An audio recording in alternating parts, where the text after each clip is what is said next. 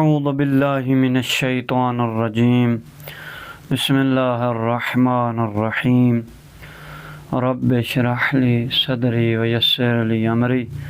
واحلل عقدۃ من لسانی یفقہوا قولی اللہم صلی علی محمد و آل محمد وعجل فرج آل محمد۔ میرے سامعین محترم واجب القدر ناظرین گرامی، انشاءاللہ آپ خیریت سے ہوں گے۔ ہمارا مصروفیات کی وجہ سے تفسیر جو ہم نے روائی کو بیان کرنا تھا، یعنی تفسیر برہان کو، وہ مصروفیات کی وجہ سے 2-3 منتھ جو ہے ہمیں روکنا پڑا۔ آج پھر ہمیں توفیق ہوئی کہ ہم اس خدا کی توفیق سے اس تفسیر کو دوبارہ جہاں سے چھوڑا تھا وہاں سے شروع کر رہے ہیں۔ انشاءاللہ آپ لوگ ہماری اس کاوش کو پسند فرمائیں گے اور ہماری حوصلہ افزائی کریں گے، تو لہٰذا ہماری آیت نمبر جو ہے 75 کو ہم نے آج بیان کرنا ہے، 75 نمبر کو۔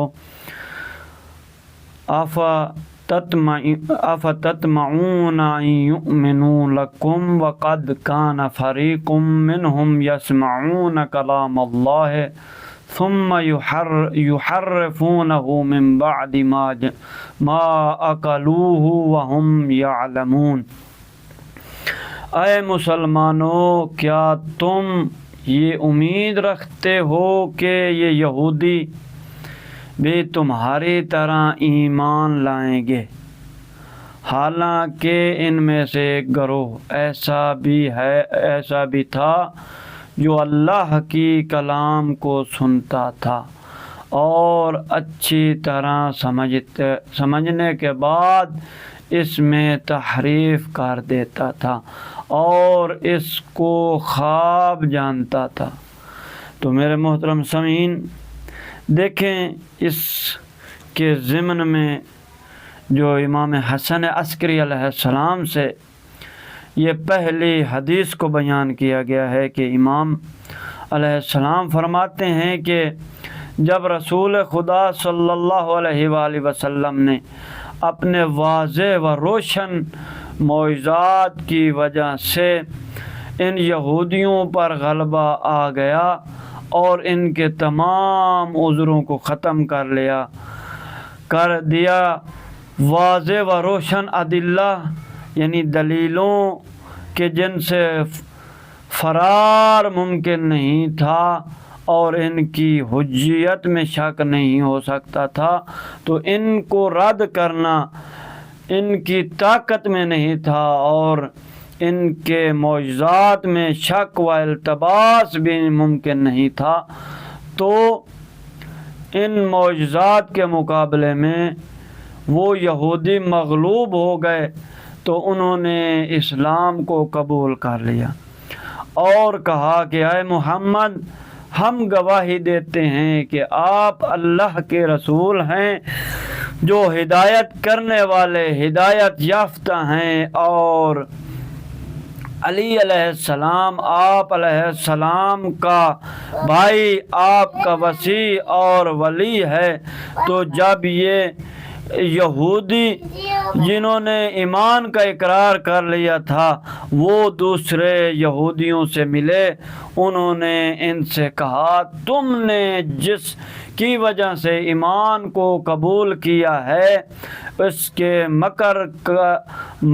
کر رد کرنا ہمارے لیے بہت ممکن ہے، محمد اور اس کے اصحاب کی جڑیں کاٹنا ہمارے لیے بہت آسان ہے، کیونکہ تم ان کے عقیدے کے مطابق مومن ہو اور ان کے ساتھ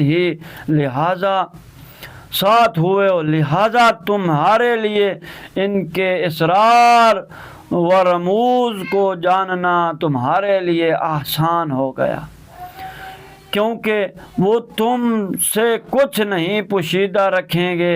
اور ہم ان اسرار و رموز پر ان کے دشمنوں کو مطلع کریں گے۔ پس جب دشمن ان پر حملہ کریں گے اور ان کا قصد کریں گے، جب یہ مشغول ہوں گے اور مجبور ہوں گے تو اس وقت وہ ہماری مدد کے محتاج ہوں گے، ان کے لیے دشمن کا مقابلہ محال ہوگا اور ان کو روکنا ناممکن ہو جائے گا۔ یہ یہودی ان معجزات کو دیکھنا اور لوگوں کو اس کے بارے میں خبر دینے کے باوجود بھی دوسرے یہودیوں کے ساتھ مل کر ان کا انکار کرتے تھے اور ان معجزات سے عدوان انکار کرتے تھے، تو اللہ تعالیٰ نے ان کے برے عقیدے اور کبھی خیالات کے بارے میں اور معجزات کو دکھانے کے باوجود اور واضح و روشن ادلوں و نشانیوں کو ملاحظہ کرنے کے بعد اور مغلوب کر دینے والے معجزات کا مشاہدہ کرنے کے باوجود بھی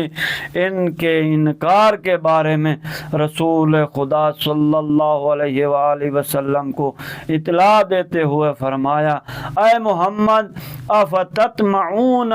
کیا آپ صلی اللہ علیہ وآلہ وسلم اور آپ صلی اللہ علیہ وسلم کے ساتھی علی علیہ السلام اور ان کی پاک و طاہر آل یہ چاہتے ہیں کہ ان یؤمنوا لکم، کہ یہ یہودی جن کو اللہ کی واضح حجتوں کے ذریعے تم نے مغلوب کر دیا ہے اور اللہ کی آیات و نشانیوں اور روشن ادلے کے ذریعے آپ نے ان پر غلبہ حاصل کر لیا ہے، یہ آپ صلی اللہ علیہ وآلہ وسلم پر ایمان لائیں اور اپنے دلوں سے آپ کی تصدیق کریں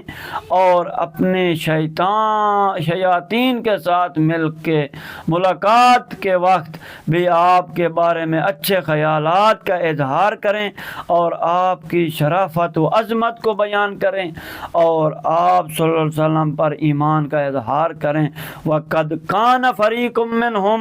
حالانکہ ان یہودیوں میں سے ایک گروہ بنی اسرائیل میں سے ایک بھی تھا کہ جو اللہ تعالیٰ کی کلام کو طور سینا سے سنتا تھا اور اللہ کے اوامر اور نواہی کو سنتا تھا، ثم يحرفونه،